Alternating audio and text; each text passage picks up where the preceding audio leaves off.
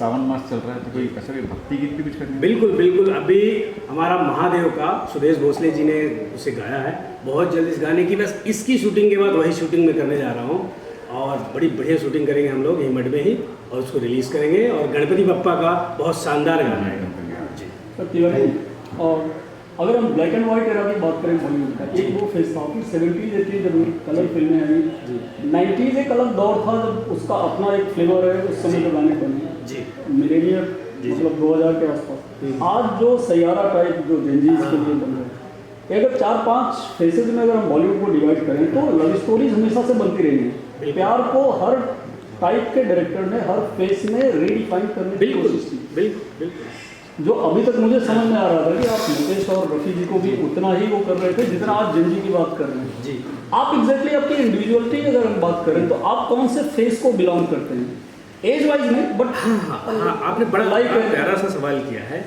मेरी जो थॉट है ना, मैं उस थॉट में हूँ जहाँ पे इश्क नहीं, मोहब्बत नहीं, इश्क नहीं, मोहब्बत नहीं, और ये आई लव यू ये नहीं, ये जो फर्जीवाड़ा होता है ना, ये वाला नहीं जो सर ने सवाल किया। मैं उस चीज़ को बिलोंग करता हूँ प्रेम के मामले में, जहाँ पे श्री कृष्ण भगवान का राधा से प्रेम था, इश्क नहीं थी, मोहब्बत नहीं थी, और ये जो so called I love you ये वो ये सब नहीं था। तो मैं उस दिशा में जनरेशन को लेके जाना चाहता हूँ कि प्रेम इतना पवित्र रखो कि जहाँ पे आपको किसी भी बंधन की जरूरत ना हो। और मेरी अभी जो फिल्में आ रही हैं ये इसी चीज़ पर है।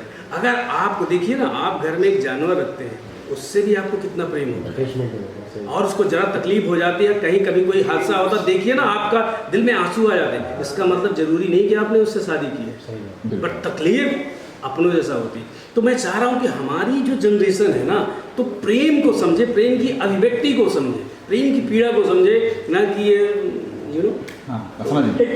और कनेक्टिंग सवाल आंसर देना जरूरी नहीं है, लेकिन अगर आप यू कैन।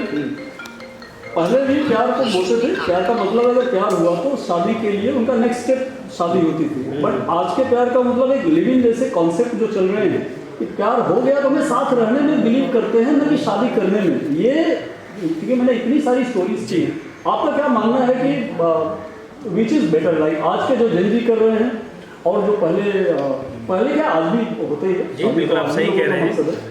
पहले तो ऐसा नहीं होता था। पहले के लिए मैं आपकी बात को काटता हूँ कि लिविंग जैसा शब्द और ये लिविंग जैसी जो रहने की जो सोच है वो, और तलाक जैसा शब्द ये जो हुआ ना, क्योंकि अगर थोड़ा सा हम पहले जाते, ज़्यादा नहीं, 200-500 साल पहले अगर अपन जाते हैं ना, तो वहाँ पे कभी तलाक नहीं सुना होगा आप लोगों ने। एक बार जहाँ जो अगर विवाह हो गया वो जीवन पर्यंत हर हाल में निभाना है, हर हाल में निभाना।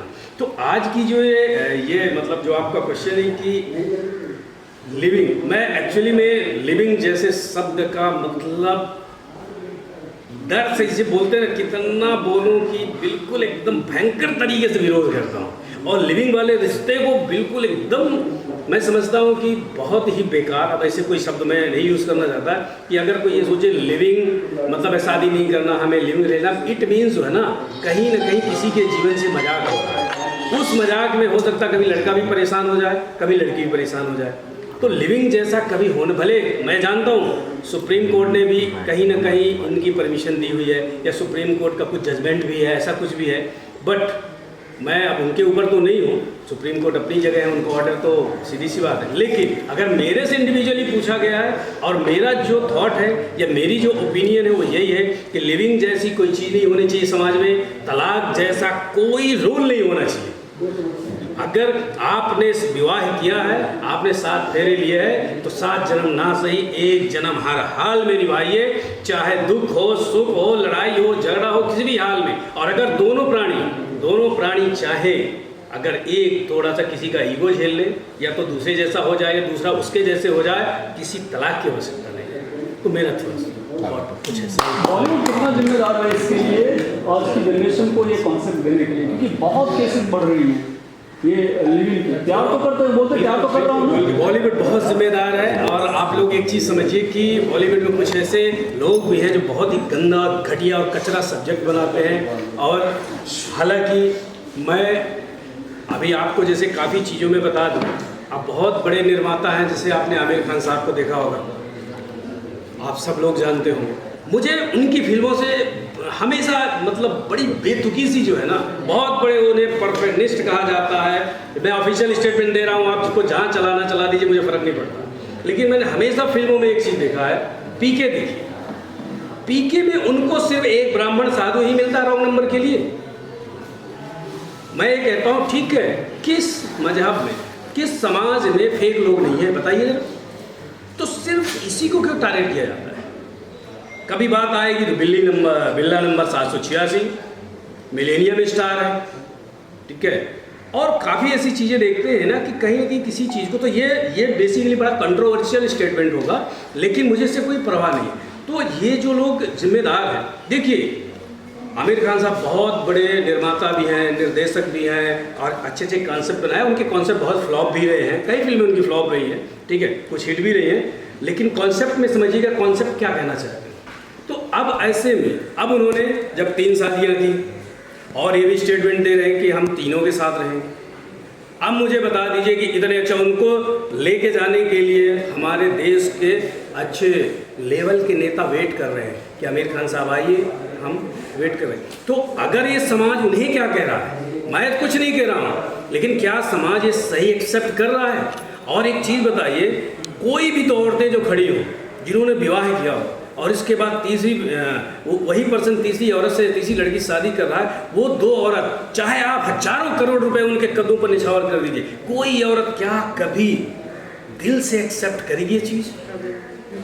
कोई औरत नहीं कर सकती है। तो ऐसा है कि अब आप लोग समझिए कि बॉलीवुड, ये तो मैं एक नाम दिया हूँ, ऐसे जो है ना और बहुत सारी चीज़ें हैं, ये तो मेरे दिमाग में भी आ गया। मुझे आमिर खान से कोई प्रॉब्लम नहीं है, वो अपनी जगह है, जो भी है, जैसे भी है, लेकिन समाज के लिए कहीं ना कहीं ये थोड़ा सही मैसेज नहीं है। तो ऐसे बॉलीवुड लोग भी जिम्मेदार हैं, उसमें से कई सीरियल निर्माता हैं, निर्मात्री भी हैं, जिन्होंने हर रिश्ते को खोज करके जो है ना कर दिया। क्यों? कंटेंट चाहिए। आज देखिए उल्लू वाले ने बहुत कुछ कंटेंट किया ना, बंद करना पड़ा ना। देखिए समाज है और समाज में गंदगी ज़्यादा दिन नहीं चलती है, और वो एक कहावत होती है ना कि पानी के अंदर की गंदगी ज़्यादा दिन नहीं चलती। ये समाज है, एक दिन पानी से ऊपर आता है और आपको अपनी औकात दिखा देता है कि तुम्हारी औकात है, और आपको बंद करना पड़ता है। विराट कोहली की धर्मपत्नी अनुष्का शेट्टी जी, पाताल लोक सीरीज, ये वो, और कई ने उन्होंने टारगेट किया हिंदू धर्म। आखिरकार उन्हें भी समझ आ गई, मंदिर मंदिर विराट कोहली जा रहे हैं, मंदिर मंदिर अनुष्का शेट्टी जा रही है, आप सब लोग जानते हैं। और अब जरा सीरीज में देखिए वेद मंत्रों को क्या कहा गया। ये मैं इसलिए बोल रहा हूँ कि इसको मैंने देखा है, देखने के बाद ये चीज़ें बोल रहा हूँ। तो अब ऐसा है कि इस विषय में देखा जाए तो जो हमारे समाज में बहुत सारी जो कुरीतियाँ हैं, या बहुत सारे जो नहीं होना चाहिए, वो कहीं ना कहीं समाज में मतलब एंट्री करने के लिए बॉलीवुड जिम्मेदार तो है। Before you wind up, last ये सरकार जो टाइटल आप लगाते हैं, इसके पीछे क्या रहस्य है? मतलब अरे ये आपने तो मेरी नस दबा दी। अब मैं सरकार सब लगाने की ना मेरी क्षमता है। लोगों ने प्यार से तिवारी सरकार बोलना शुरू कर दिया। बेसिकली मेरी फिल्म का नाम है तिवारी सरकार, और वो बायोपिक है। आप लोग सब लोग जानते होंगे शहीद भगत सिंह, और उन्हीं में एक नाम आता जो भगत सिंह जी के गुरु थे, चंद्रशेखर आज़ाद। आप लोग चंद्रशेखर आज़ाद जो जानते हैं, तो क्या आप जानते हैं चंद्रशेखर सीताराम तिवारी जी? वो आज़ाद उनका अंग्रेज़ों का दिया हुआ नाम था। प्यार से बोलने लगे अंग्रेज़ों ने कि आज़ाद आज़ाद, लोग बोले। असली नाम उनका था चंद्रशेखर सीताराम तिवारी। मध्य प्रदेश के झाबुआ ज़िले में पैदा हुए, इलाहाबाद में पढ़ाई की, और वो मेरे परिवार के एक अभिन्न अंग है। और मेरा नाम है शैलेश ब्रिजलाल तिवारी। तो इससे मेरा बहुत बड़ा कनेक्शन है। और ये जो तिवारी सरकार है, ये उनकी बायोपिक फिल्म है जो पिछले मैं 6 सालों से लिखवा रहा हूँ, 6 सालों से। और अभी तक, क्योंकि आपने देखा लीजेंड भगत सिंह तो 1 बन गई, 2 बन गई। अब मैं ये नहीं कहना चाहता, ये तो हमारी अपनी विपत्ति है कि चंद्रशेखर भाई, यानी कि चंद्रशेखर तिवारी जी, जिन्हें आप चंद्रशेखर आज़ाद कहते हैं, उनकी पहले बायोपिक आनी चाहिए, उनके विषय में आना चाहिए। जिस अल्फ्रेड पार्क में 46 मिनट पे उन्होंने 150 अंग्रेजों के देसी कट्टे से सामना किया होगा, और ये जानते हो कि जिनको फांसी होने वाली है उनको वहाँ से विदा किया, उनको मुकर्रर थी फांसी, लेकिन उन्हें बोला नहीं, जनेऊधारी हूँ, पहले मुझे अपने दोस्त की जान प्यारी है, पहले तुम जाओ, मैं नहीं पढ़ लूँगा। और एक साइकिल और एक पेड़ में पूरी लड़ाई लड़ी, और ये जानते थे वो कि अंग्रेजों को बोल दिए थे, गौरव तुम्हारे जीवन में तुम्हारे मैं बंधन में नहीं आऊँगा, तुम्हारी जेल में नहीं आऊँगा। इसलिए जब वो सुबह चलते थे तो अपने रिवॉल्वर से एक गोली जो है ना, एक बुलेट्स यहाँ डालते थे कि कहीं मारने में पूरी खत्म हो गई तो अपने को मैं कैसे मारूंगा। तो उन्हें फांसी, किसी भी को फांसी हुई वो सब शहीद है, जिसको भी होती है वो एक बार होती है, पर चंद्रशेखर भाई को फांसी हर दिन होती थी, हर दिन वो बुलेट लगता था कि वो कब वो स्थिति आएगी कि भर के और अपने को शूट करना पड़ेगा, क्योंकि वो अंग्रेजों के हत्थे नहीं चढ़ना चाहते थे, क्योंकि 14 साल की उम्र में उन्हें जेल दिया गया था। कितनी यातनाएं दी थी कि एक कोड़े से पूरी स्किन उनकी पीठ की सिमटती थी। और जो सीताराम जी थे उनके पिताजी, उनके और 3 बच्चे थे, और ये मतलब जागरानी काकी, मतलब हम मेरी तो काकी लगती है, जागरानी काकी को ये 65 साल की सरकार ने क्या यातनाएं दिया है, क्या इनाम दिया है ना, ये तो पूरा इतिहास जानता है। क्योंकि 2014 में ही अल्फ्रेड पार्क में चंद्रशेखर, स्वर्गीय श्री चंद्रशेखर तिवारी जिन्हें आप चंद्रशेखर आजाद कहते, 2014 में उस अल्फ्रेड पार्क में मूर्ति लगाई गई, इसके पहले नहीं लगाई। ऐसे ही कुछ इतिहास, झांसी की रानी, जिनके आज भी जनरेशन के कुछ लोग हैं जिनसे मैं पर्सनली कनेक्टेड हूँ, मतलब ये तो मेरे डीएनए का मसला था, लेकिन वो मैं कनेक्टेड हुआ है, मतलब मुझे लगता है कि हमारा इतिहास है। तो थोड़ी सी कुछ जो है ना गड़बड़ेश हमारे इतिहास में, क्योंकि शिक्षा मंत्री हमारे कैसे थे पहले 47 के बाद, आप सब लोग जानते हैं। महाराणा प्रताप के विषय में कितनी जानकारी है, हमारे छत्रपति शिवाजी के बारे में कितनी जानकारी है। ये बहुत ऐसा एक मसला है ना कि कहीं ना कहीं हमारे साथ जो है ना बड़ा भेदभाव हुआ है। पर खैर, अब ये तिवारी सरकार उन्होंने छेड़ा, तो तिवारी सरकार मेरी फिल्म है, और ये फिल्म जब भी आएगी यकीन मानिएगा इस आपके ऐतिहासिक फिल्मों की सबसे बड़ी फिल्म है। और वो बायोपिक सिर्फ और सिर्फ मैं ही करूँगा, चंद्रशेखर भाई का रोल, मेरे अलावा इस धरती में कोई एक्टर नहीं है जो कर पाए। और thank you sir, thank you.